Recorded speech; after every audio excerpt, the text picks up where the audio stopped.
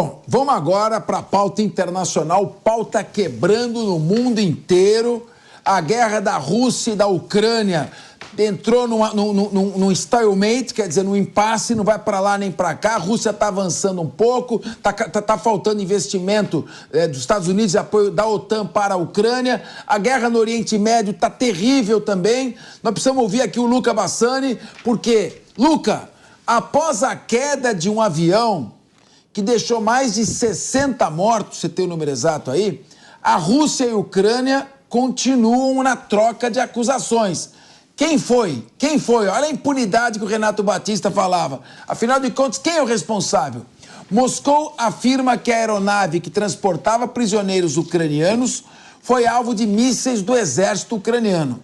Bom, nós temos aqui o nosso correspondente internacional, Luca Bassani, que na última vez que eu conversei com ele conhecia 106 países, mas esse número já deve ter aumentado.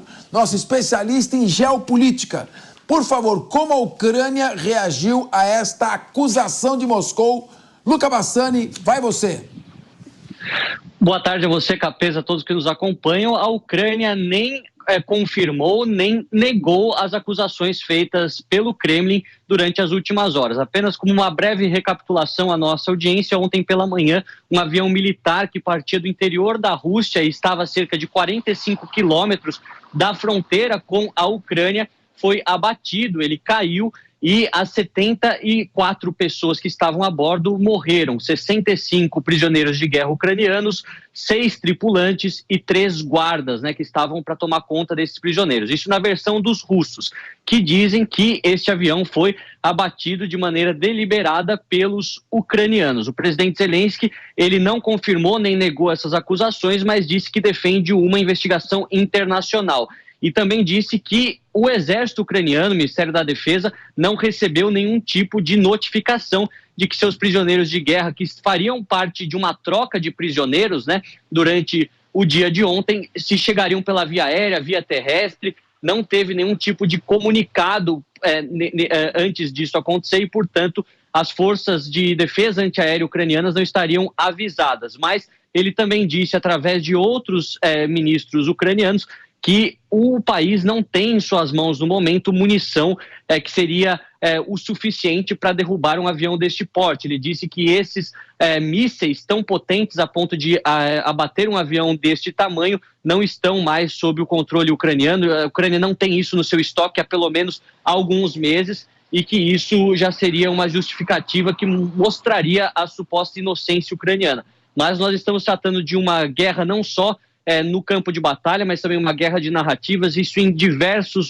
episódios ao longo desses 2 anos de confronto entre Rússia e Ucrânia, e, portanto, não saberemos ao certo quem ocasionou este acidente, esta queda deste avião, apesar das evidências apontarem mais para os ucranianos, que em outros casos já negaram veementemente qualquer acusação dos russos e nesse momento não o fizeram. De qualquer maneira, a OTAN se preocupa que, caso haja algum tipo de confirmação dos órgãos de inteligência por parte da autoria ucraniana, isso pudesse complicar ainda mais as relações entre os países ocidentais e a Rússia, já que os armamentos que estão sendo doados por parte dos países da OTAN, eles são doados com a condição de que a Ucrânia não os utilize em território russo, não os utilize para atacar a Rússia diretamente, para que isso não seja uma agressão direta ao presidente Putin e possa representar uma escalada sem precedentes desta guerra. Como o Kremlin vai interpretar isso, nós ainda não sabemos.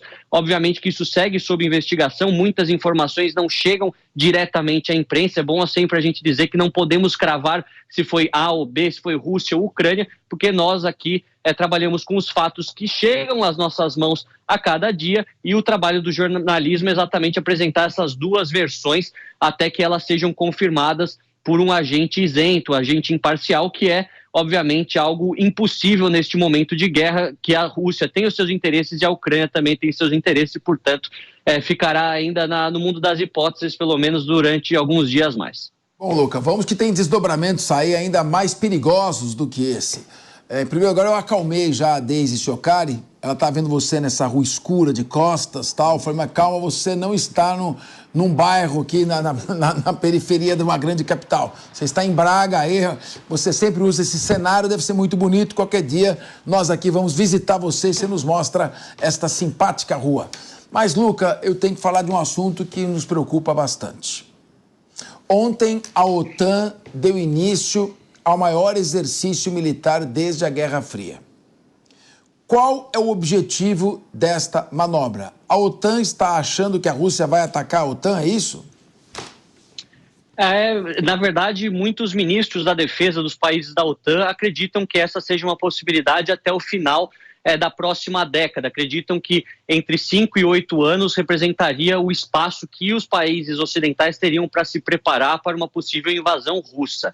Inclusive, este é o maior exercício militar organizado pelos países do bloco desde 1988, você pontuou bem, desde o final da Guerra Fria, uma operação que chama Steadfast Defender 2024, onde 90 mil soldados americanos, canadenses e dos outros países europeus de 31 nações, mais a Suécia, que espera aprovação para a entrada do bloco ainda este ano, vão utilizar dos seus modernos equipamentos, seja na aeronáutica, na marinha e no exército, para simular como seria a primeira resposta dos países da OTAN caso houvesse uma invasão russa ou um ataque de qualquer outro país inimigo do bloco. Muitos acreditam que cerca de 1.100 veículos de guerra serão utilizados, mais de 60 aviões de guerra, entre tantas outras embarcações pelo Mar Mediterrâneo, Mar Báltico, Mar do Norte, para mostrar exatamente que o grupo estaria unido e disposto a defender cada centímetro de terra da OTAN caso acontecesse algum tipo de agressão. A Rússia, por enquanto, não comentou em detalhes esse exercício militar, que acontecerá a partir de hoje até maio, ou seja, 4 meses de fortes simulações de como seria uma invasão, mas obviamente que a gente vê que durante esses últimos 2 anos, desde a invasão da Rússia na Ucrânia, houve um momento de grande animosidade em todo o cenário internacional, onde se investe muito em armamentos, onde os exércitos têm se mobilizado, têm feito cada vez mais propagandas para tentar aumentar o número de alistados e, obviamente, que isso eleva o clima de tensão por todo o mundo, se nós considerarmos que temos uma guerra de fato acontecendo no Oriente Médio com interesses americanos e russos e chineses e iranianos escusos, uma guerra na Europa, tantas outras guerras regionais acontecendo no continente africano, que também tem os dedos estrangeiros, seja de um lado, seja de outro, além, é claro, da bomba relógio, que é sempre a Península da Coreia, com o Kim Jong-un e a Coreia do Norte, e, obviamente, as ameaças feitas pela China perante Taiwan, uma possível anexação, invasão militar até o final desta década, até 2030, como muitos analistas já fazem esse prognóstico. Então, essa é uma tendência não só da OTAN, mas de diversos outros países, de cada vez mais investirem em armamentos, na sua indústria bélica e também em treinamentos em conjuntos com os seus aliados, para se prepararem para o pior, que nós esperamos todos que não aconteça nunca, porque poderia significar o fim da humanidade, dada a possibilidade da utilização de armas nucleares que temos espalhadas por todo o planeta, infelizmente. Exatamente, Luque. Eu, sinceramente, não acredito num confronto entre OTAN e Rússia, porque seria uma guerra nuclear, sem dúvida alguma. A Rússia apelaria para o seu arsenal de 5 mil armas nucleares, sendo isso envolveria outros países também, como Irã, Paquistão, Coreia do Norte. A China se aproveitaria para invadir a Taiwan, seria os Estados Unidos com 2 frentes de guerra. Seria realmente algo terrível, mas absolutamente improvável. Eu acho esse exercício militar mais uma provocação desnecessário, um ato político, do que um ato militar necessário e imprescindível. Minha pergunta que eu faço, é a última pergunta, aproveitando aqui o seu conhecimento. Agora, na Ucrânia, é inverno. Está tudo nevado, está coberto de neve.